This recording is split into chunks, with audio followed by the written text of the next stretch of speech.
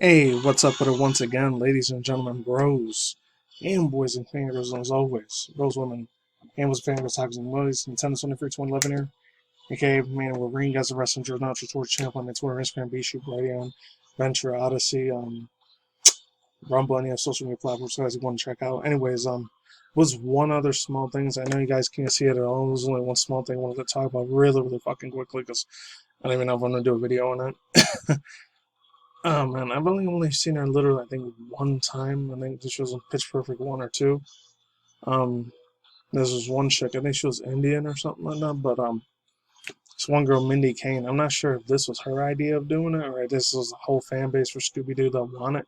The younger, probably Gen Z ones or maybe millennials, I don't know. Many people ever never heard of Mindy Kaling. She was like the younger sister, I think, of that one dude. He ended up getting canceled because of the whole Me Too movement crap at that time. Um Aziza Ansari, because I think he got a little bit more famous, but as far as Hollywood goes, I think it was like a C or D minus. So he wasn't super ginormously super famous, but he had a little bit of fame, I guess. And Sister, I'm not sure if maybe it was their fan base that did it or one of the Scooby Doo fan bases that did it. They ended up swapping a race ethnicity like out of nowhere. And I don't know why the hell they decided to do that. I mean, it is what it is. They probably do it in every other country, but the thing is, there's none of that bullshit wokeism bullshit that's around there. To me personally, that's some social engineering control opposition, like and culture government shit. Personally, my personal opinion, but that's just me. Yeah, so there's that. Overall thoughts and opinions, just another way for them to get the more political garbage into the freaking like series. Usually the stuff I usually normally talk about. That's why I was gonna talk about it. It's usually the same thing I talk about, regurgitated half the time, but not too much.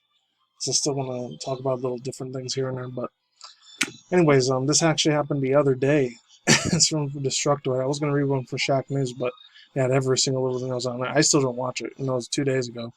So it says Metal Slug Tactics, and so you can hear the music in the background. It's funny, I only played up to Metal Slug 4. I never got to play the fifth one. Maybe one day I will. Tactics looks like a match made in grid-based heavens. Comes from Eric Van Allen. Okay, so here we go. So it says, I'm only going to read half of this one because unfortunately I didn't really grow up watching the Heman series and stuff like that. I wish I did, even though it was before my time. It was like 1983 or 45. When it's weird because me as a 90s kid, I never really saw it that much. I think in the early 2000s when I was like 13, 14, back in like middle school, I think I heard about it the first time when Cartoon Network and Adult Swim's Real About Chicken was real big at the time. I think it was literally the first time I ever heard about it, so I was like 14, 15, maybe, I don't know. And it was like obviously it was a fake comedy parody sketch version of that, and even as a 90s kid, it's weird, I never even heard of it. I did hear Thundercats a few times, but never He-Man. And even the She-Ra thing, that's before my time. Anyone that's probably in their very like 30s, early 40s, they probably remember it better than that. But anyways, started. Squad is back in business. The Metal Slug series is going tactical today. And I don't got no He-Man music in the background because I might get a strike or a claim if I do that. So it says, during today's Summer Game Festival, which yesterday, I think it was yesterday, the day before, kickoff live event. Dotemu, I'm probably going to say this wrong. Dotemu, and developer Leaker Studios, revealed that Metal Slug Tactics is taking a new Metal Slug. So there's that. Alright, so yeah. Leaker Studios revealed that Metal Slug series Tactics is a new take on Metal Slug. Metal partnership with SNK in the games will feature Marco, Eri, Theo, and Tarma. I think those two are the guys. I remember it was Marco. The one I used to play with most of the time was either Marco or Theo. Eri was okay, but she died too many times. And Tamara, I sucked real bad as I do. Tarma. As I fight around through battles in a new way. And the classic Metal Slug weapons, but also skill trees and perks to build up your own cast of characters. Also goes on to say, missions will build from combinations from handcrafted titles in order to keep things fresh between each battle so that there are some Rugotini, hopefully I'm saying that right, roguelike elements in the mix. But old Metal Slug fans are probably happy that the sprites are maintaining their classic visuals. Thank God they are. I mean, 4D and 3 would have been nice, but I don't know if it would have worked for it. But let's move on. I don't see a surprise that this hasn't happened sooner. Metal Slug was where I'd go to burn my last week orders in the arcade. I could feel that, man. Definitely do at the time. Let's move on. Seeing it in a tactical glory? I'm definitely down. No release date has been announced just yet, but though there is a Steam page live right now. This comes from Van Halen, so I gotta credit is due to this guy. Anyways, overall thoughts, views, and opinions. Obviously, this for me is completely 100% nostalgia bait. And it's funny because, to be honest, I'm not really big into like tactical MMO sort of like games like this. Like, they kind of like bore me a tad bit because like feels like most of the game you're just playing, letting the AI play most of the game for you, and you really don't have to say that much into it. I mean, it's okay if any of you guys are real big into tactical sort of like games, or you just gotta like do this like some old castle sort of thing like that. I don't really know that many of them. If there's any like people that are really big into that, let me know down below. But anyways, in comments. Dude, a lot of the freaking music in this game is just super beautiful, as you can hear in the background. And it's funny because I think first time I played this game was like 1998, 1990, early 2000s. This is when I think when I went to Mexico for the first time to visit my mom's side of the family, which I'm not going to get too much information because, I love the crap out of some of you guys. You're still strangers at the end of the day. Same with me. I'm still a stranger too. So, I will say this, that was the very first time I got introduced to Metal Slug. I was like, not 9, I might have been 10, 11 years old at the time, back in the late 90s. Oh my god, early 2000s. It was a beautiful ass time to play a lot of arcade games at the time. This was like one of the last times, I think it was in the early mid 2000s. I think mainly in the United States. I think it's when a lot of arcade games started dying out really fucking fast. There's very few places you can even find those things anymore. Unless you like know somebody has an arcade cabinets and stuff. And you're damn freaking lucky if you even get that shot. But anyways, damn. I really want to see how this game's gonna play out. Even though granted, I'm not crazy about them, but I just want to play as the waifu chick again. Like she always reminded me so much since they were both from SNK. I think King of Fighters Fatal Fury. Obviously, everyone ever knows who Mai is. Mai Shirina. Shuginai? I can never say a fucking last name right. I think it's Mai Shornai. Shornai. She always looked like the Mai chick so much for you, man. That's why I always loved that bitch so much. She was so awesome. There was a few other girls that were extremely mega risque. Real close to Rule 34, but not exactly. So, yeah, there goes that. I have a lot of nostalgia feels with that. But let's go on to something else. Some of you guys are maybe older than me. You might know what this one was about. He-Man. He-Man Skeletor returned in the first Masters in the Universe Revelation trailer. So it goes on to say Netflix for a trailer of Kevin Smith's Masters in the Universe. Oh, the dude that was in Jay Silent Bob back in the day. Dang. I barely remember that. Shit, man. It was like 1993, 94, and 5. It was like first grade when that was a thing. Second, I don't know. So it says Revelation updates He-Man, Skeletor, Tila, and more Eterna heroes and villains. This comes from Tim Adams. So unfortunately, I don't have no nostalgia with this. I wish I did, but again, it was kind of before my time. He-Man and the Guardians of the Grayskull are all back in the first teaser trailer from Kevin Smith's first upcoming animated Netflix series, Master of the Universe Revelation. Trailer begins as the sorcerer's reminding Skeletor that no matter how many times he attempts to conquer Castle Grayskull, he will never succeed. A statement of the skull-faced villain says, by telling him his magical nemesis to summon her champion. At that point, we get a glimpse of Masters in the Universe Revelations.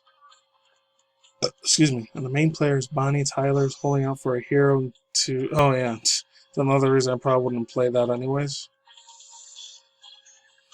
And it also goes on to say, holding out for a hero kicks in, provide an unexpected, perfect backdrop for a long-awaited return to Eternia. So anyone that's probably over 40 and up, even my older parents have been around in the late 50s, early 60s almost. So it was even way older for them. That probably would have been their younger brothers or sisters that probably would have liked this. I don't know. So it says, quote, after 40 years, take back of the power of the flash kicks, hopefully I'm saying that right, flash across the screen in a massive type before Prince Adam explains this iconic line to hide of the power. I remember hearing that line, but that was from the Robot Chicken parody version when I saw it like 2 times ever.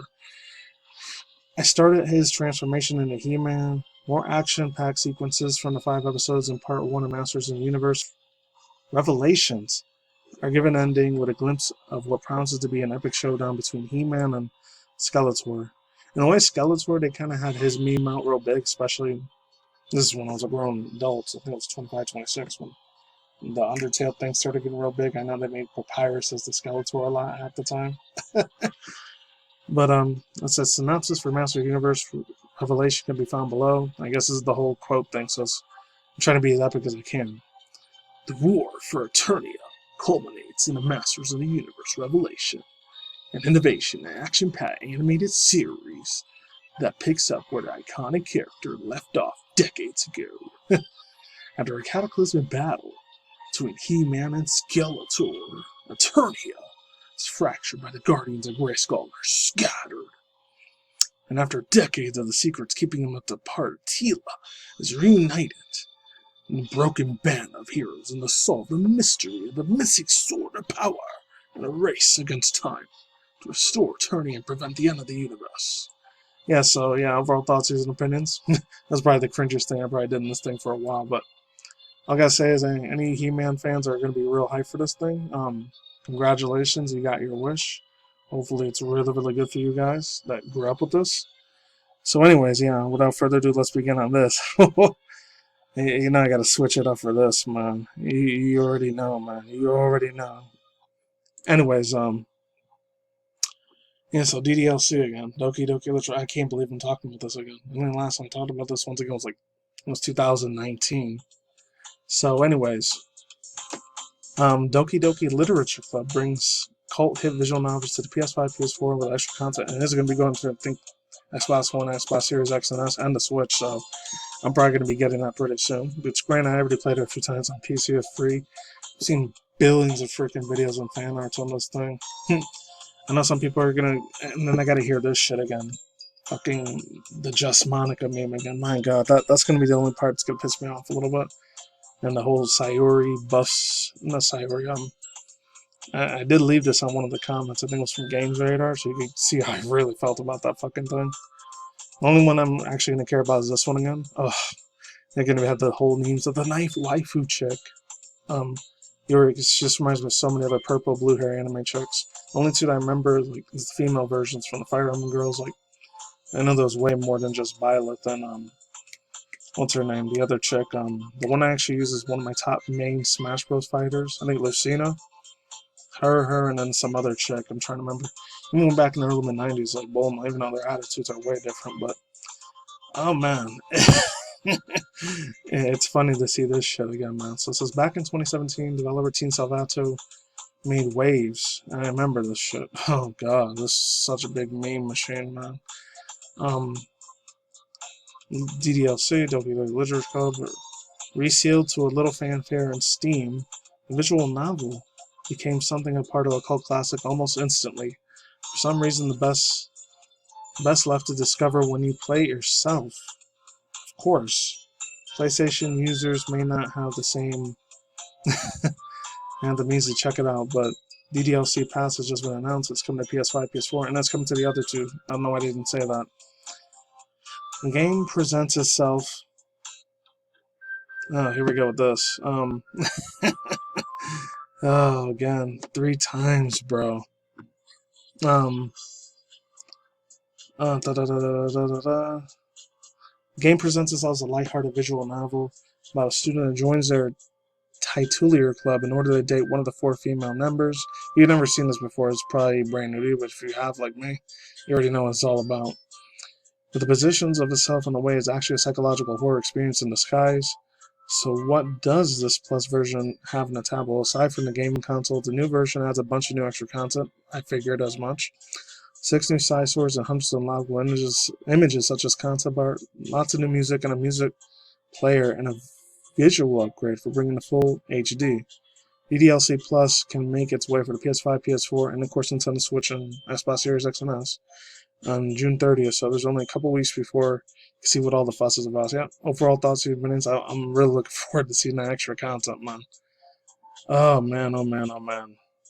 Once again, not gonna lie, man. Holy crap, man. There's some artwork I couldn't even show on here because it's real close to Sentai and some crazy hentai shit too. Not even just the R34 shit, it's beyond that. Holy crap. That's all I can say for now. I'm out here.